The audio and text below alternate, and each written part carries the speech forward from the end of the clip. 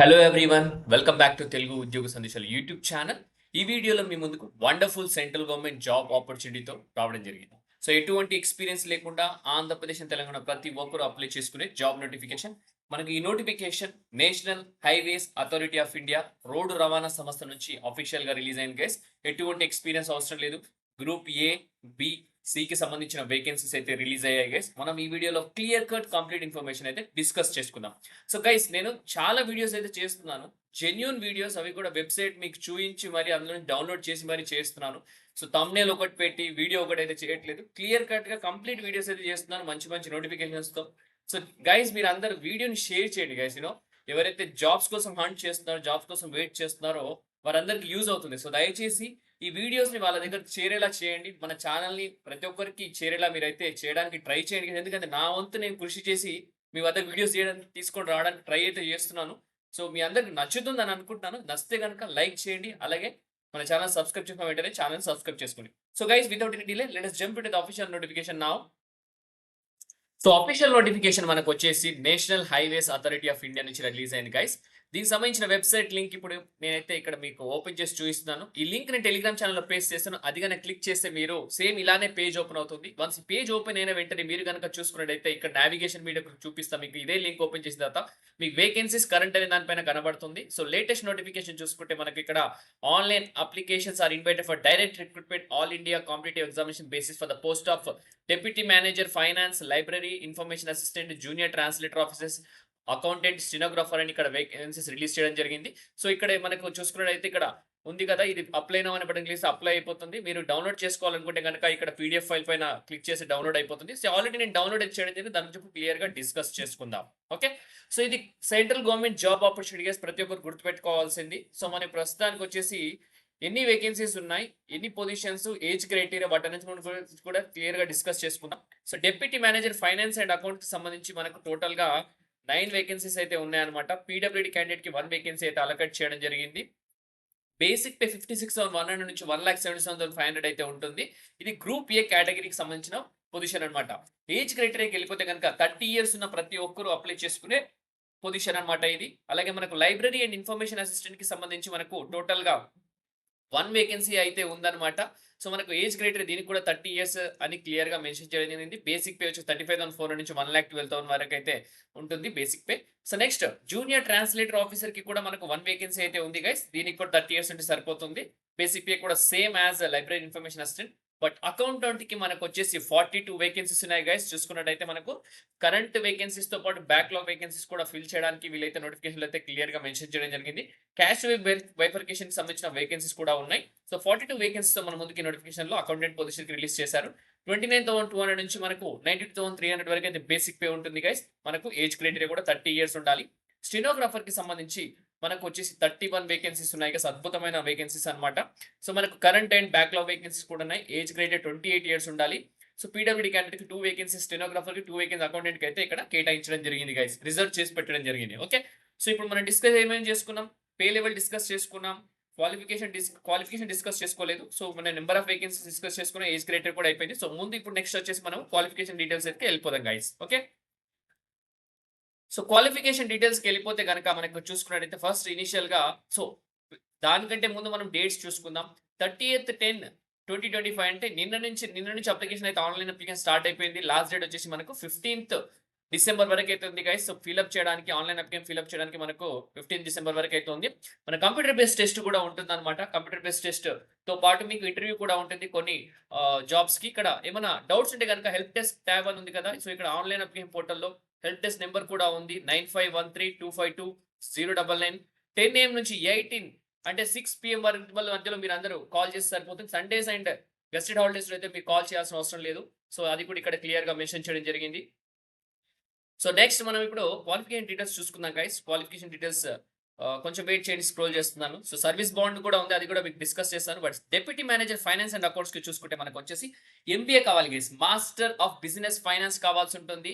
అది కూడా regular course from recognised university clear గా మెన్షన్ చేయడం జరిగింది. ఏజ్ వచ్చేసి 30 ఇయర్స్ ఉన్న వాళ్ళు ప్రతి ఒక్కరు అప్లై చేసుకోవచ్చు అని ఇక్కడ క్లియర్ గా మెన్షన్ చేయడం జరిగింది guys. Library and information assistant కూడా మనకు ఎడ్యుకేషన్ క్వాలిఫికేషన్ చూసుకుంటే bachelor in library science from recognised university అని ఇక్కడ క్లియర్ గా మెన్షన్ చేశారు. 30 ఇయర్స్ ఉండాలి దీనికి కూడా.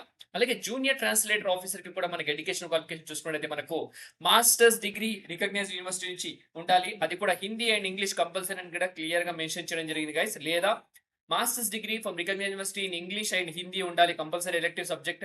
లేదా masters degree in any subject other than Hindi and English ఉండాలని క్లియర్ గా మెన్షన్ చేస్తున్నారు గైస్. లేదా masters degree from recognised university any subject other than Hindi and English అని కూడా క్లియర్ గా మెన్షన్ చేశారు. సో అకౌంటెంట్ కి చూసుకున్నట్టయితే గ్రూప్ సి వేకెన్సీ అన్నమాట ఇది. దీనికి సంబంధించి మనకు ఎసెన్షియల్ ఎడ్యుకేషన్ క్వాలిఫికేషన్ చూసుకుంటే bachelor's degree from recognised university ఉండాలి and intermediate in chartered accountant ఉండాలి. లేదా intermediate in cost and management accountant ఉంటే సరిపోతుందని ఇక్కడ క్లియర్ గా మెన్షన్ చేయడం జరిగింది గైస్. ఓకే, స్టెనోగ్రాఫర్ సంబంధించి bachelor's degree in recognised university ఉంటే సరిపోతుంది. ఎటువంటి బ్యాచిలర్స్ డిగ్రీ అయినా పర్లేదు అనమాట. దాంతో పాటు మీకు dictation 5 minutes at the speed of 80 words per minute short hand English and Hindi ఉండాలా. అలాగే ట్రాన్స్క్రిప్షన్ టైం కూడా ఇస్తారు on computer. Only shall be 50 minutes for English and 65 minutes for Hindi అని ఇక్కడ క్లియర్ గా మెన్షన్ చేయడం జరిగింది. ఏజ్ క్రైటీరియాకి వెళ్ళిపోతే కనుక 28 years అనమాట గైస్. సో ఇప్పుడు వచ్చేసి రిలాక్సేషన్ ఆఫ్ ఏజ్ వెళ్ళిపోతే కనుక మనకు షెడ్యూల్డ్ క్యాస్ట్ వాళ్ళకి 5 years ఉంది రిలాక్సేషన్. ఇక్కడ చూసుకున్నట్టయితే క్లియర్ గా మెన్షన్ చేశారు. అలాగే మనకు 3 years వచ్చేసి బ్యాక్వర్డ్ క్లాసెస్ కి. ఎస్సీ ఎస్టీ వాళ్ళకి 15 years 13 years 10 years అని ఇక్కడ క్లియర్ గా మెన్షన్ చేయడం జరిగింది guys. Okay, so age relaxation కూడా ఉంది. ఫీజులోకి వెళ్ళిపోతే కనుక మనకు వచ్చేసి అన్రిజర్వ్డ్ కేటగిరీ ఈడబ్ల్యూఎస్ ఓబీసీ వాళ్ళు వచ్చేసి 500 rupees పే చేయాల్సి ఉంటుంది. ఎస్సీ ఎస్టీ పీడబ్ల్యూడీ క్యాండిడేట్స్ ఎటువంటి ఫీజు పే చేయాల్సిన అవసరం లేదు. నిల్ ఫీజ్ గైస్ యూనో. సో మంచి ఆపర్చునిటీ. సో అలాగే ఇంకొకటి ఇక్కడ మీకు చెప్పాల్సిన విషయం ఏంటంటే గమనించాల్సింది ఏంటంటే మీరు ఇక్కడ సర్వీస్ బాండ్ ఉంది గైస్. ముందుగా జాయిన్ అయ్యే ముందు ఒకటి చెక్ చేసుకోవాల్సి ఉంటుంది. మనకు సర్వీస్ బాండ్ అనేది ఉంది.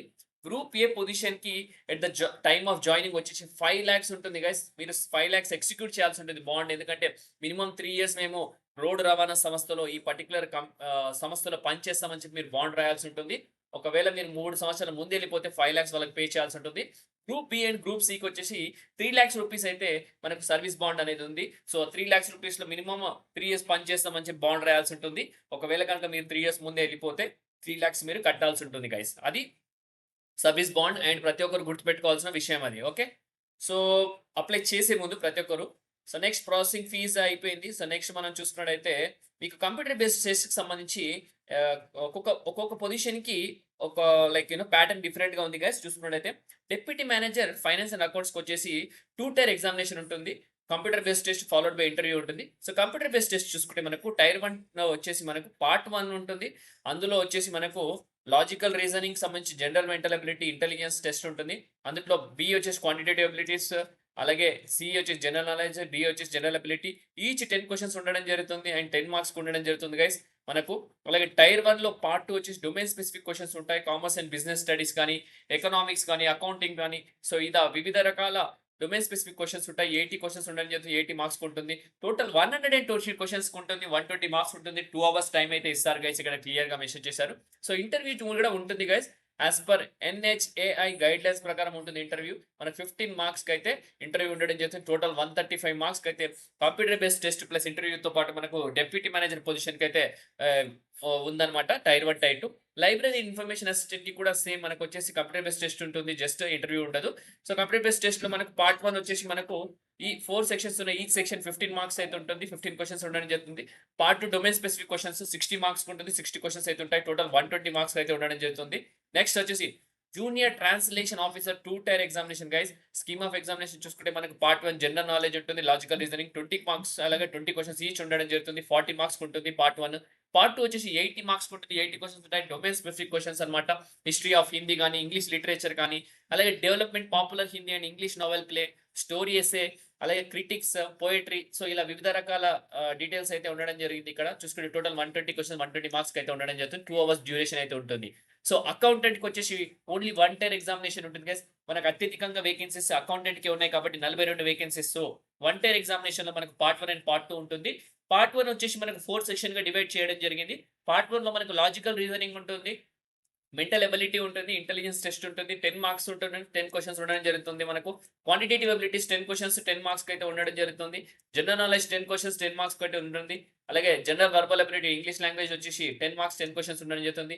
పార్ట్ 2 మనకు డొమైన్ స్పెసిఫిక్ క్వెషన్స్ ఉంటాయి. ఈ డొమైన్ స్పెసిఫిక్ క్వెషన్స్‌లో ఫైనాన్షియల్ అకౌంటింగ్, అలాగే accounting standards, indirect, direct tax management, MIS, costing techniques ఇలా వివిధ రకాల డొమైన్ స్పెసిఫిక్ క్వెషన్స్ ఉంటాయి. 80 క్వెషన్స్ 80 మార్క్స్ ఉండడం జరుగుతుంది. టోటల్ 2 అవర్స్ డ్యూరేషన్ అయితే ఇస్తారు. 120 క్వెషన్స్ 120 మార్క్స్ అయితే ఉంటాయి గైస్. ఓకే. స్టెనోగ్రాఫర్ లాస్ట్ అన్నమాట ఇది.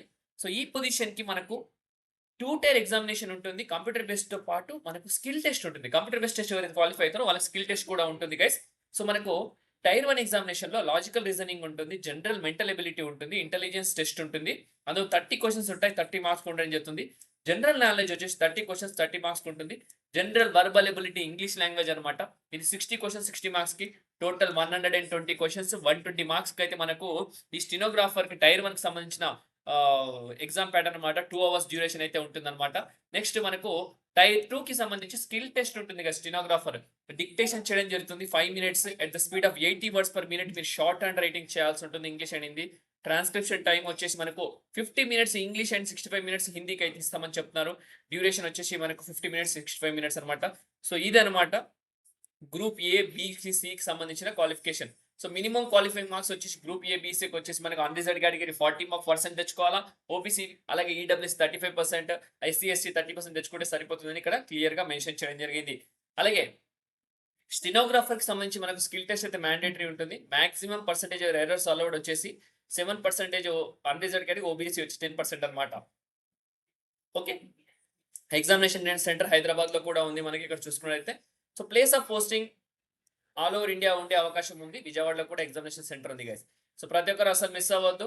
సో మిస్ అవ్వకుండా ప్రతి ఒక్కరు అప్లై చేసేయండి. కంప్యూటర్ బేస్డ్ సంబంధించి ఈచ్ రైట్ ఆన్సర్‌కి 1 కరెక్ట్ ఆన్సర్ ఉంటుంది. 1 మార్క్ ఇవ్వడం జరుగుతుంది. రాంగ్ ఆన్సర్‌కి 0.25 మార్క్స్ అయితే డిడక్ట్ చేయడం జరుగుతుంది. Email ID and mobile number అయితే మీరు యాక్టివ్ ఇవ్వండి గైస్. ఓకే. సో గైస్ మీ అందరి కోసం ఇంత మంచి ఆపర్చునిటీ తీసుకొని రావడం జరిగింది. ప్రతి ఒక్కరు అసలు మిస్యూజ్ చేసుకోకుండా ప్రతి ఒక్కరు ఇమీడియట్‌గా అప్లై చేసి ఇన్ఫర్మేషన్ ప్రతి ఒక్కరు షేర్ చేయండి. సో ఇంతటితో వీడియో ముగిస్తున్నాను. నెక్స్ట్ వీడియోలో ఇంకా మంచి కంటెంట్‌తో మంచి వీడియోతో రావడానికి ట్రై చేస్తాను. Thank you guys. Thank you for watching the video. Have a great day.